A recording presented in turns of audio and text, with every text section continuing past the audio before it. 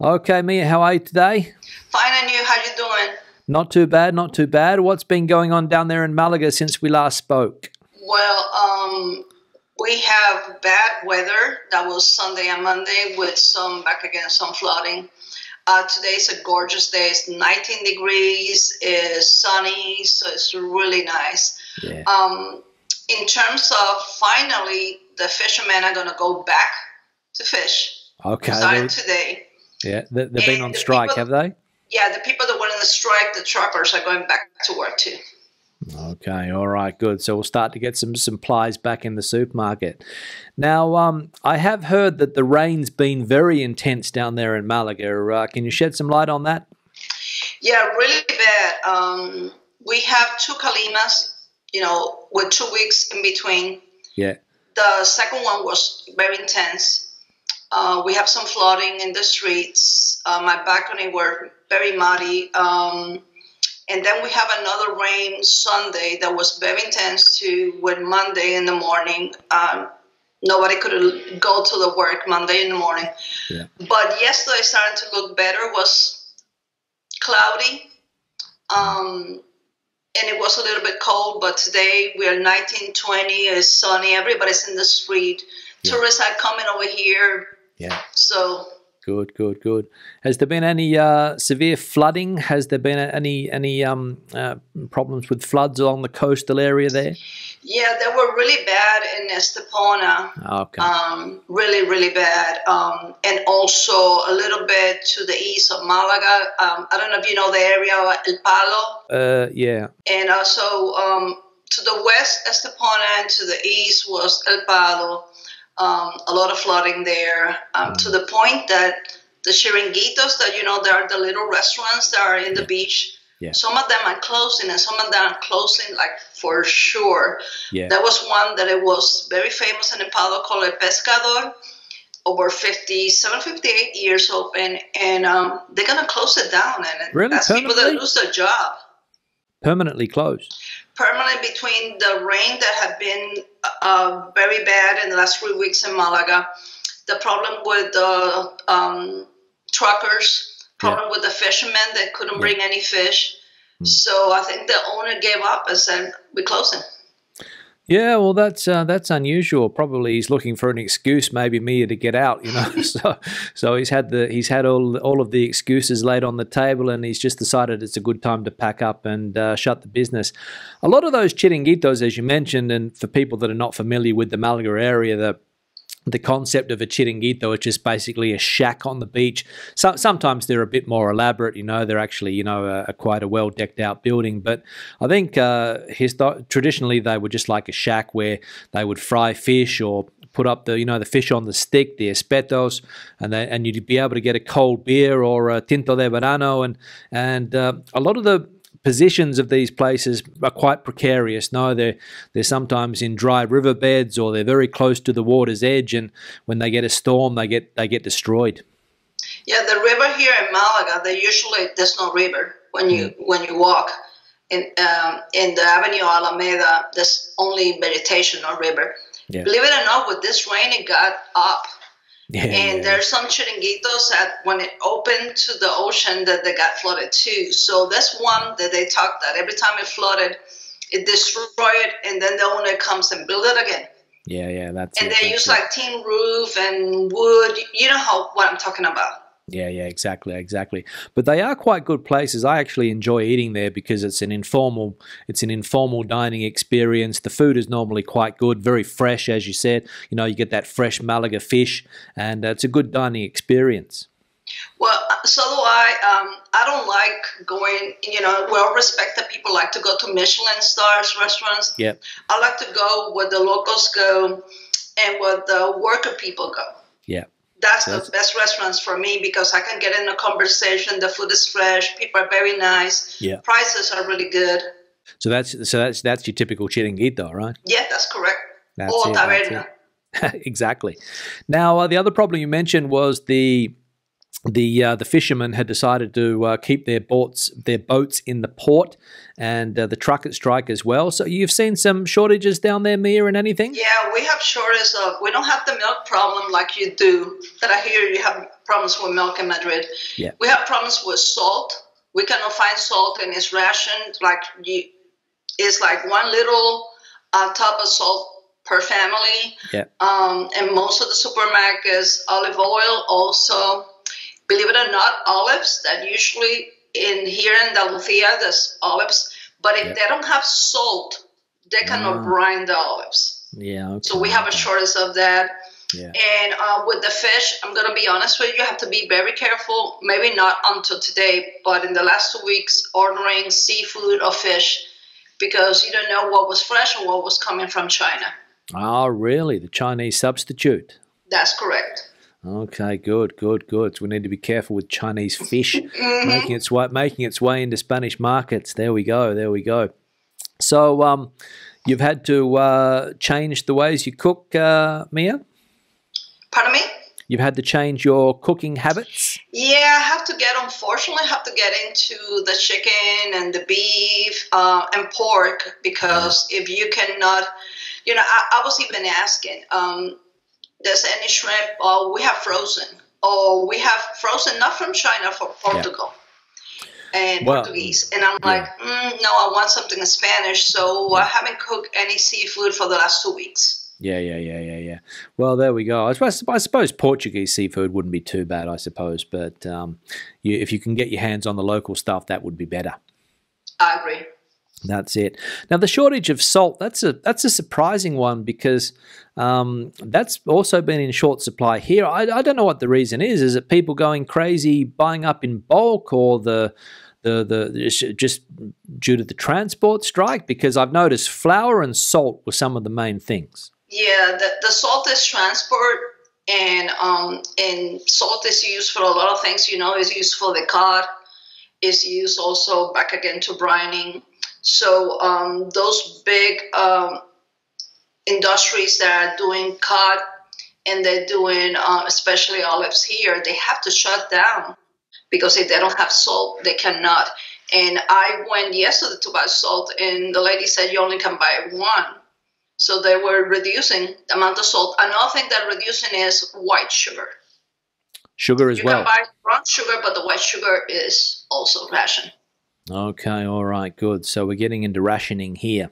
I'm not sure what the latest on the transport strike is, because today, what's the date today? The 30th of March. The government did announce some measures the other day, which I think come into effect on Friday. Mm-hmm. So hopefully the transport strike will come to an end if they are happy with what the government's offered. What's been your opinion on what the government's been doing? Do you think they're acting quick enough, or a bit slow to react, or what do you reckon? I don't understand why we have to start Friday instead of doing it right away, because people are being affected. People, they don't want to move their cars because they don't know if they can pay for the gas. Yeah. And right now, what they are promising, I know there's some of the petrol companies are giving 10 cents lower to people, at least here in Andalusia, that's what they're doing, with the idea that the other 20 would be the government. But at least the petrol companies are giving the 10 cents now. So people feel like at least it's 10 cents less. Instead of $1.89 a liter, it would be $1.79. Yeah. But waiting for the other 20 Friday, some people cannot wait. No, that's it. That's been one of the biggest criticisms, I think, that the government's taken longer than other European countries to put measures on the table. So I mean, they've been talking about it for 3 weeks, but they don't actually come to an agreement until the 29th of March, and then they don't come into effect until the 1st of April. So obviously the government was trying to hold it off for as long as possible in order to get that money coming into the government coffers before they started with the help. But at least I see, comparing with US, that they're trying to do something to help at least people. But in US, at least what I have a place in Florida, we already seeing close to $5 a gallon. And a gallon, to tell your audience, is 3.9 liters. makes a gallon. Okay. So we never saw prices like that in U.S. for fuel, $5 a gallon. And the government's not doing anything. So especially the middle class people in U.S. are really having a tough time. Well, I've heard that in California the prices are even more than what you just mentioned there. So it obviously depends from state to state on the price of fuel, but what do you pay in normal time? So let's if you can remember maybe to tell you. In the beginning of the year, it was like around $2.50 a gallon. So $2.50 a gallon. That was double. Okay. Yeah, so you're paying prices that we can only dream about here in Spain, right?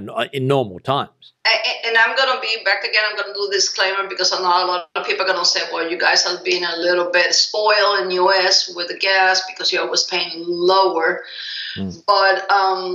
But when you look at this, the cost of living is pretty high too. We pay a lot also for energy, for power, electricity, like you guys do in Spain. And U.S. is pretty high.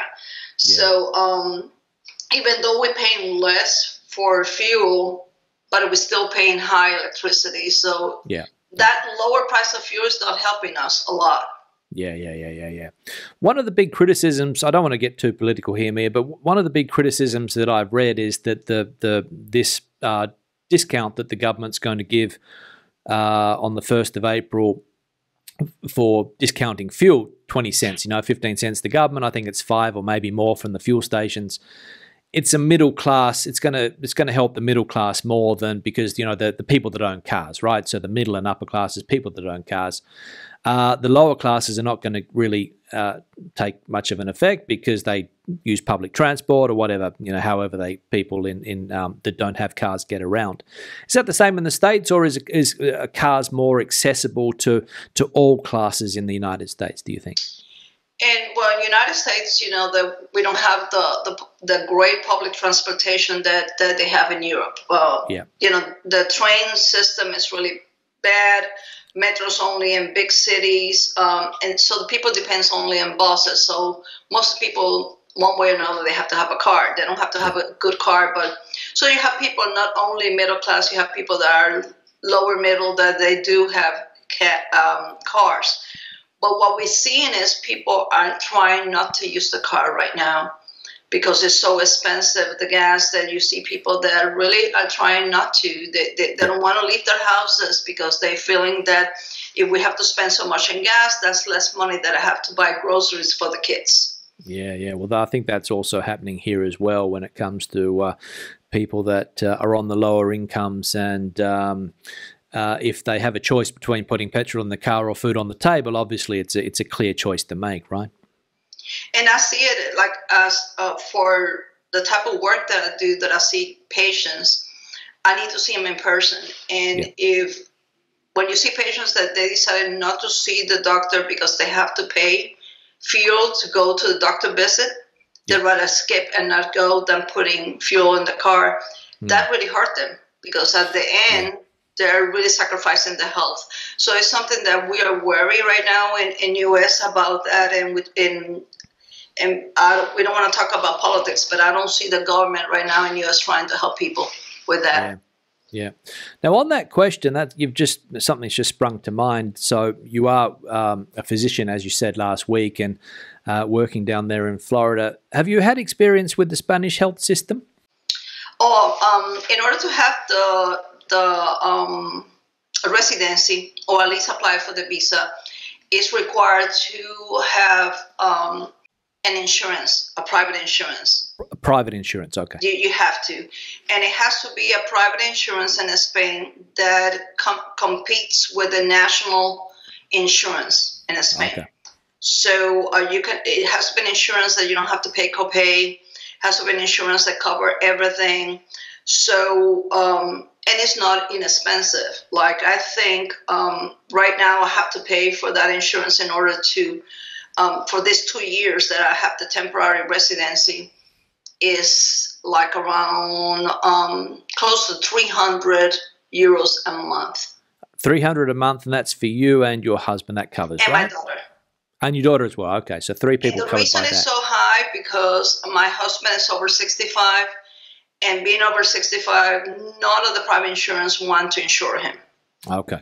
All so right. we have to go with one that was a little bit expensive. So you had to pay a premium for that. That's correct. Okay, good. So it doesn't matter even if he's in good physical condition. The fact that he's over 65 means that you pay a premium. That is true. Okay, good. Now, what are those prices like compared to the States? For 300 euros, can you get a comparative health coverage in the United States? Not at all. I think United States is one of the most expensive health system. And I will tell you, we're something that I'm paying 300 euros for that one, that my daughter's over 65, I have to pay $1,000 in US a month. Okay. So husband over 65 in the US, $1,000 a month. That's correct. Yeah, so a lot more. That's it. Yeah, so that's one of the big things that the comments sometimes pop up on the channel when you talk about healthcare here in Spain, the universal healthcare, which is, everybody contributes, don't get me wrong, it's not a free system, you pay for it through taxes and other ways, but it is one of the big differences, I think, in Europe compared to the United States, that people do have that universal healthcare, right? Yes, in the United States, you have to have either private insurance or you have two other type of insurance. One is called Medicaid, that is based only in income. Yep. So if you have very low income, the government have to give you an insurance, and usually it's paid by the state that you live. So every state is different. And then the other one is the one that is a Social Security for people over 65. Yep. That if you have paid 10 years of working with US, you qualify for them pay for your insurance. Okay. All right, good. So you get that covered if you're over 65, or if you're a low income earner, you have the, what was it called? Medicaid. Medicaid. Okay, good. So that differs to here, whereas everybody who is a Spanish citizen paying into the system, I believe, gets automatic coverage. I think the universal coverage, so it doesn't require, age is not a requirement. You can be, or your income, everybody has access to that service. That is correct. And that's one thing that will change when we go from right now that we are temporary resident to permanent. Yep. Then we qualify for the National Spain insurance. All right, good. So how does that work? Do you have to? Do you also have to pay into it, or how does it work? Is it covered through taxes that you would pay him here? How does that work? It will be with taxes because we got the temporary resident card. Okay. And if we will get what they call it the non-lucrative visa, we cannot work for 2 years. Okay. But since I went for the investor visa, golden visa, I can work immediately, and that's what I'm doing. I'm working like, telemed, which I'm paying taxes in Spain.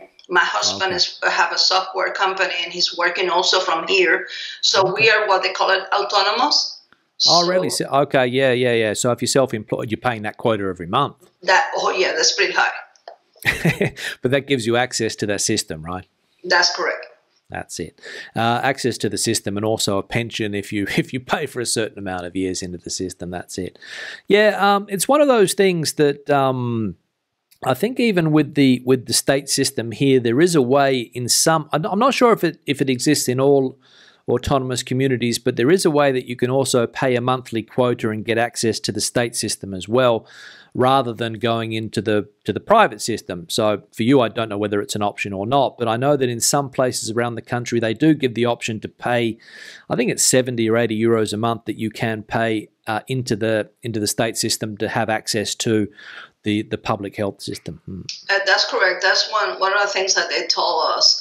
But since I'm kind of forced, because I'm temporary resident, to pay the private insurance, so I have to do it for 2 years, and then after 2 years, if I go into the permanent, then I have the option that either I pay for it or they will take it by when I'm paying in autonomous. So okay. The only thing that I would not pay for a pension, because my husband already have a pension because he's over 65 in US, so he doesn't need the one in Spain.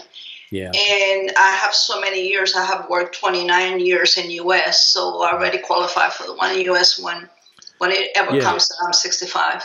Yeah, I think the system works here that if you contribute into the system for a certain amount of years, you are entitled to a Spanish pension. But obviously, it depends how long you pay into it in order to get something out of it. I think it's 15 years, but don't quote me on that. So I think you're right. Yeah, so if you are working for 15 years, I don't know whether that will be the case or not. Mia, you'll have access to that, which hopefully everybody will. But you don't know what's going to happen in the future, the way things are going at the moment. But anyway. If it is like we're thinking in U.S. and back again, we don't get a political debt.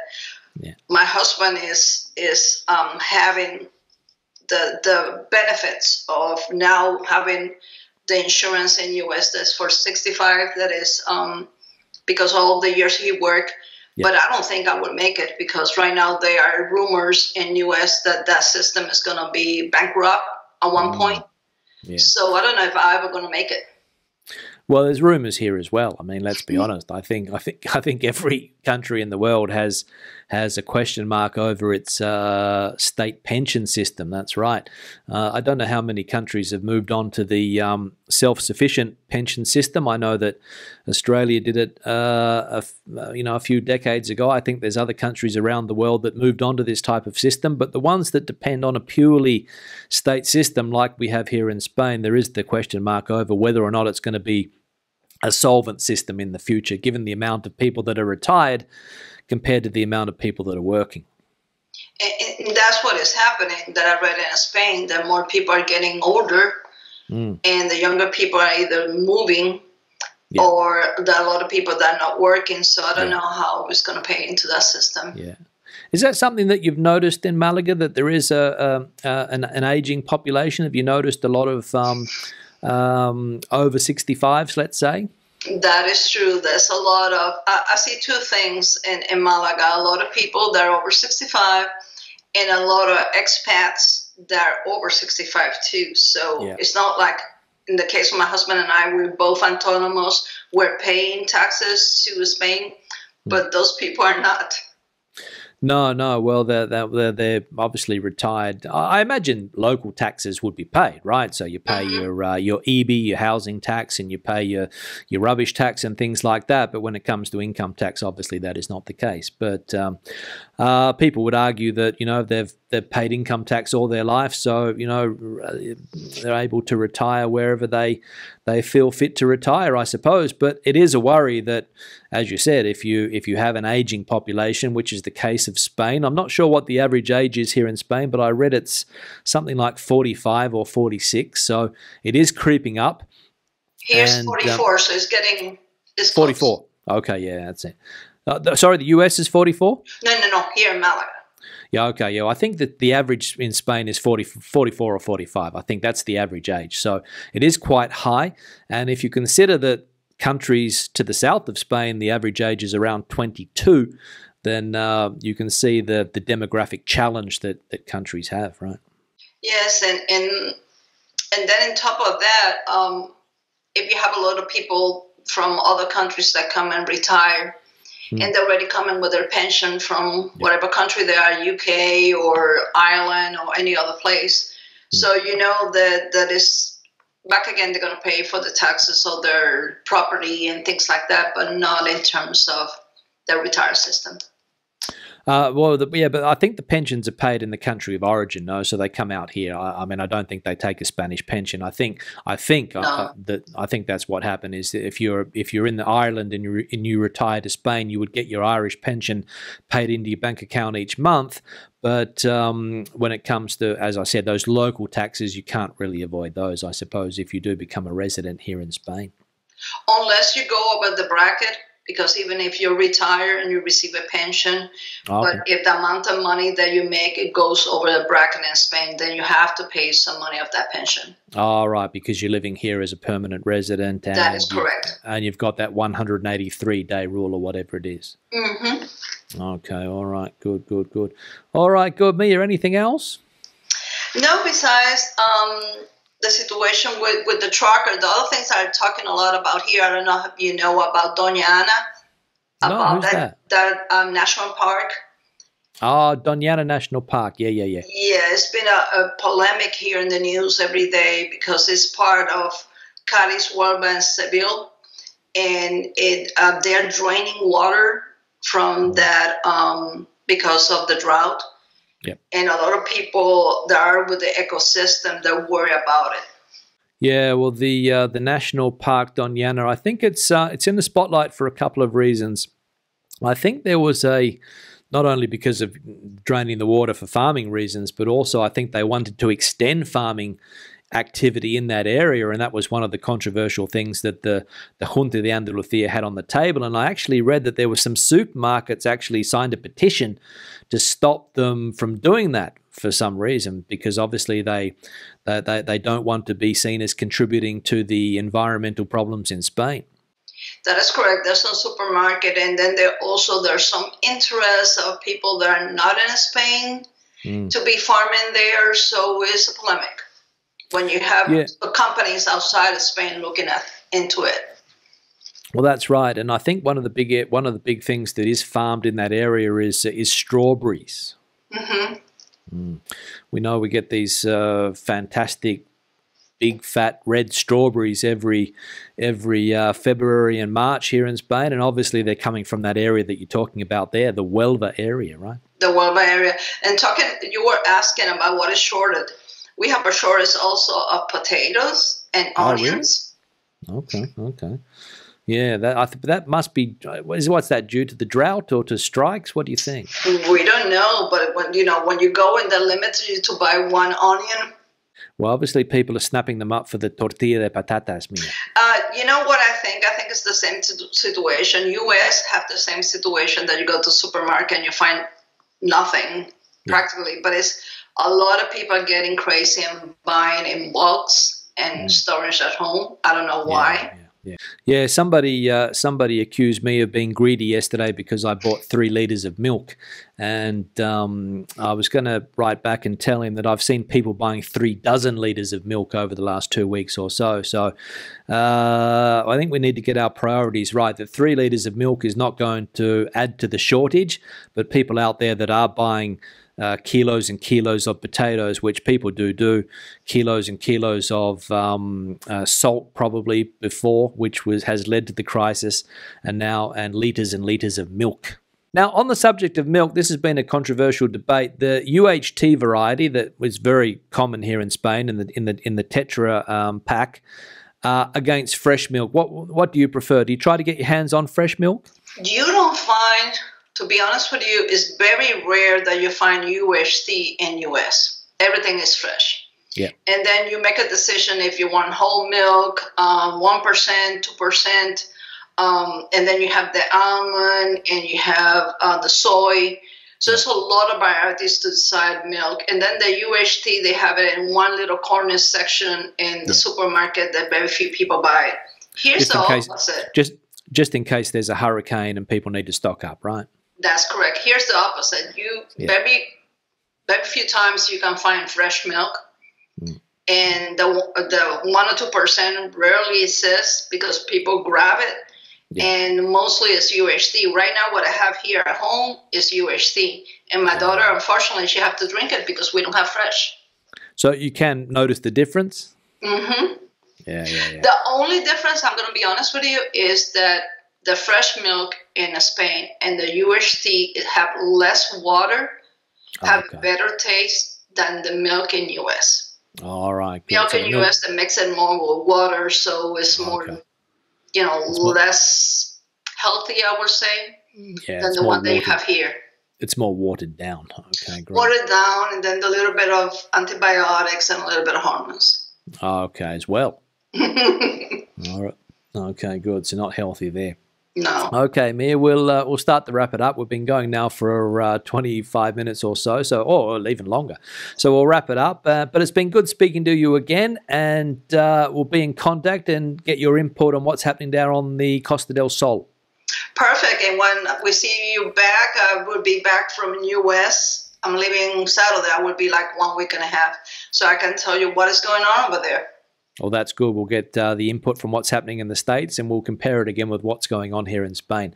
The big news today is that inflation's up nearly close to 10%, so we'll see what it is in the States. It has to be higher. My husband is watching the market, and he's about to start taking a sedative because it's really tough over there in US. That's it. Tough for investors. Exactly right. All right, man. We'll see you next time. Have a good trip back to the States, and we'll catch up in the near future. Okay. Great. Hasta luego. All right, see you. Bye bye.